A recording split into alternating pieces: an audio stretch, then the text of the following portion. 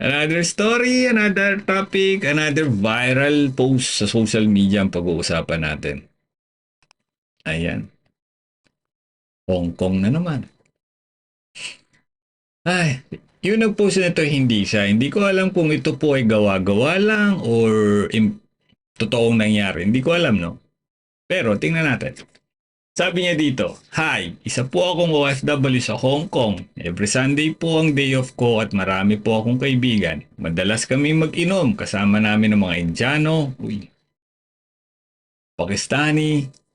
Buntis ako ngayon at di ko alam kung sino ang ama. Sa sobrang kalasingan ko po noon, di ko po alam anong nangyari. Oh, oh. Dalaga po ako, pero natatakot ako malaman ni amo na buntis ako, sigurado, te-terminate niya ako.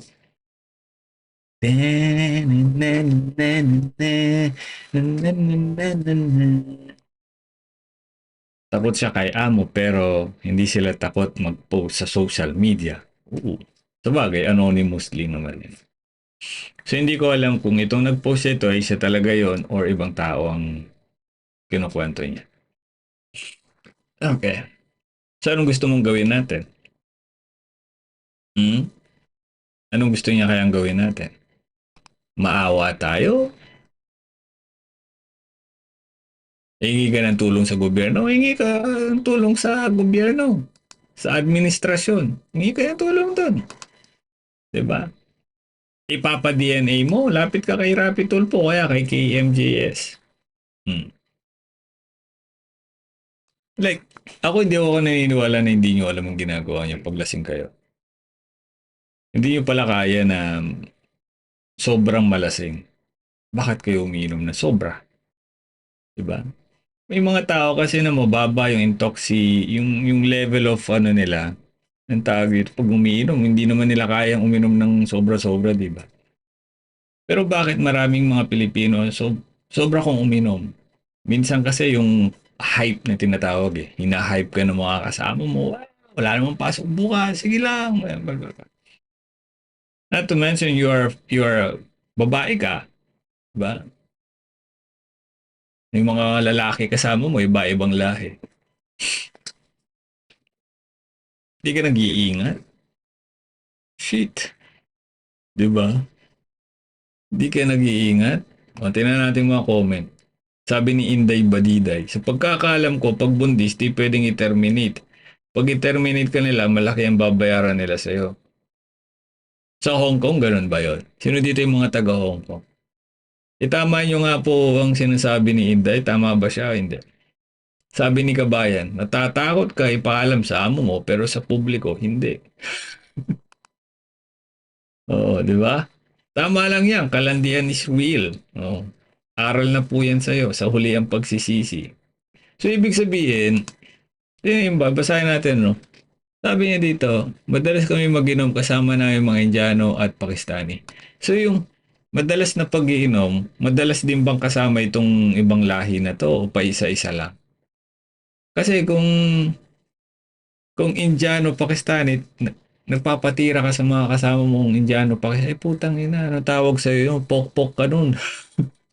Diba ano to? Threesome? Threesome ba yan, te? Diba? O papag jack and puyin mo yung dalawang lahi. O jack and puy kayo, sino tatay?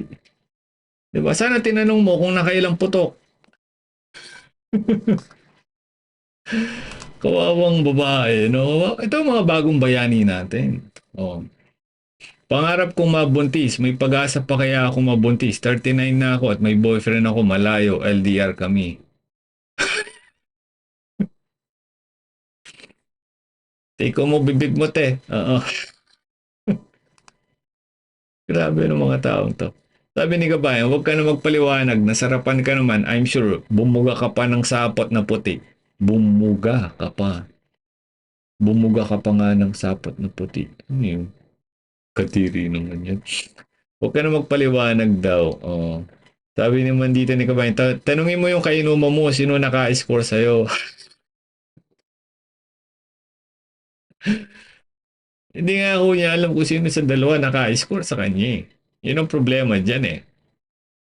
Oh. O baka sabay. Oh. Hindi, baka Dalawa sila naka-score kaya lang hindi niya alam kung sino sa dalawa nakaputok o mas malakas yung similya.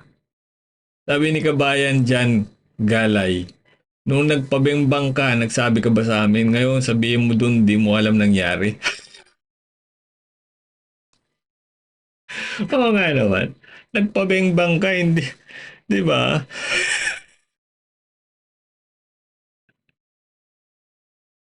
Tama nga naman. Nagpabengbang ka eh. Noon. Sabi ni Kabayan, at least made in Hong Kong. Ay, grabe to. Sabi ni Kabayan, better to go back to your home country. At least you're eligible. You're single after giving birth can apply again and it's a blessing. Di ba? Kasalanan nyo yun. Hindi naman kasalanan ng gobyerno yun kung sino man. You know, mga Pilipino talaga, no? Nakakaawa ba? Hindi ako naaawa dito eh. Nabubuwisit ho ako eh. Ginawa mo yan eh. Kung totoo man yan ha. Kung totoo man yan. Ginawa mo yan, panindigan mo. Mm. At least, alam mo na hindi ka baog. God bless you. And ano pa tayo nung, kung meron kayong mga nakikitang ganyang kwento, ipasa nyo sa amin sa social media namin at sa Gmail namin. I-message nyo po sa amin sa email para may mapag-usapan tayo. Gawin nating pera ang mga kwento ng mga taong puro kalokohan. Mabuhay ka kapatid.